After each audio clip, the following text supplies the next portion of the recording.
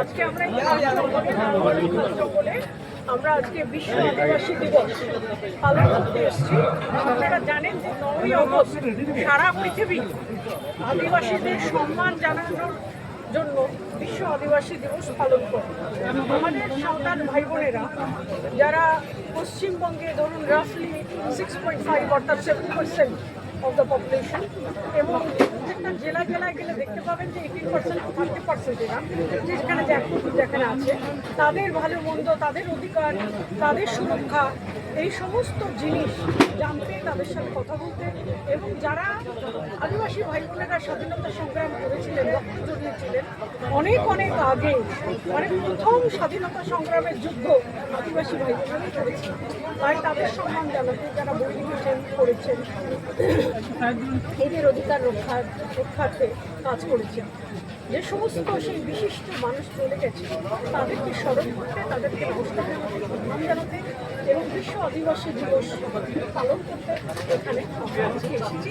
আমার সঙ্গে দিল্লি থেকে অরুণদা রয়েছেন, অজিদা, এবং রয়েছেন অরুণ উপাধ্যায় আমার ভাই, দুজনেই বিশিষ্ট সমাজসেবী দিল্লির, এবং মানুষের সেবামূলক কাজে নিজেদের নিয়োগ করে রেখেছেন।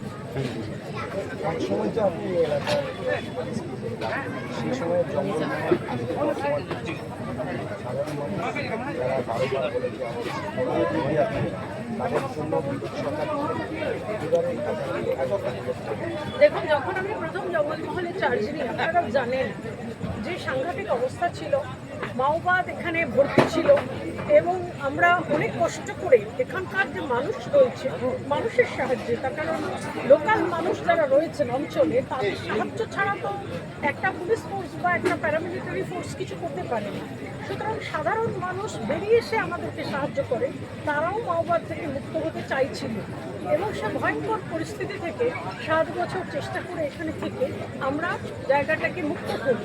কিন্তু কোনো জায়গায় যেখানে প্রচণ্ডভাবে অত্যাচার হয়, শোষণ হয়, বঞ্চনা হয়, এবং মাওবাদের মতো একটা সাংঘাতিক জিনিস ছিল, সেখান থেকে যখন প্রথম মুক্তি এলো, তখন মুক্তির সঙ্গে সঙ্গে বিকাশ, এবং বিকাশের সঙ্গে সঙ্গে উন্নয়ন এটাও আসার দরকার।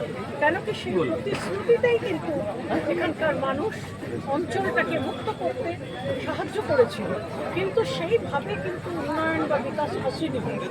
মুখ্যমন্ত্রী মমতা বন্দ্যোপাধ্যায় যখন প্রথম আসেন মুখ্যমন্ত্রী হয়ে, উনি বলেছিলেন 947 স্কুল কলেজ করে দেবে। 900 কেন, 90টাও হয়নি। আজকে জাহির খানে পুজো করতে গেলে এদের থানার পারমিশন নিতে হতো তৃণমূল আমলে।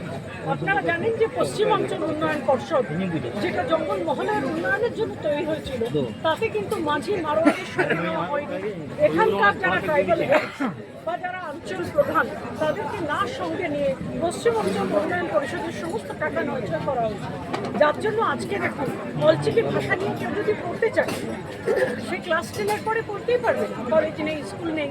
তাহলে যদি কেউ না পড়ে, তাহলে এদের ভাষা, এদের সংস্কৃতিকে অবলুপ্তির পথে। আজকে নতুন সরকারের কাছে আমরা সবাই মিলে আবেদন জানাচ্ছি, এবং আশা আছে যে নতুন সরকার জঙ্গলমহলের জন্য নতুন করে ভাববেন, এবং একটা যে কি বলে যে সাবসিডি দেওয়া, 2 টাকার চাল দেওয়া, সবুজ সাইকেল দেওয়া, দাতব্য সহায়তা যেটাকে বলে, দাতব্য সহায়তার গৃহীতা হিসেবে না দেখে এই মানসিকতাটা সরিয়ে এদের উন্নয়ন এবং বিকাশের সমানভাবে অংশীদার, তার স্বীকৃতি বর্তমান সরকার দেবেন।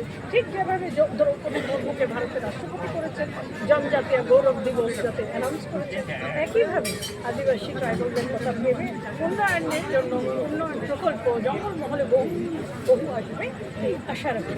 আপনি একটু আগে স্টেজে বললেন যে আসার সময় রাস্তায় দেখলেন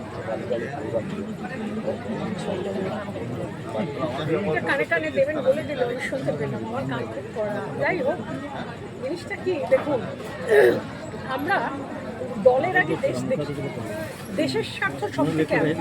দেশ মানে কি? রাস্তা ঘাট, মানুষ, তাদের ভালো থাকা। দেশের সম্পদ নষ্ট হচ্ছে, রাস্তাঘাট নষ্ট হচ্ছে, কে বিজেপি কে তৃণমূল এটা এই সরকার দেখবে না।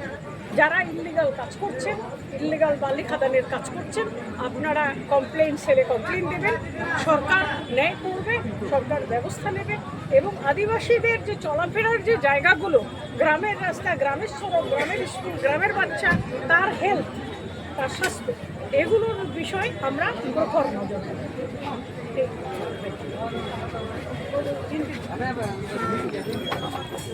आज विश्व आदिवासी दिवस पर मुझे गर्व हो रहा है कि भारत की महामहिम राष्ट्रपति एक आदिवासी महिला है और ऐसा संभव क्यों हो पाया है, ऐसा संभव हो पाया है माननीय प्रधानमंत्री नरेंद्र मोदी जो सरकार है उनकी जो नीयत है और उनकी जो नीति है वो इतनी शानदार है जिसमें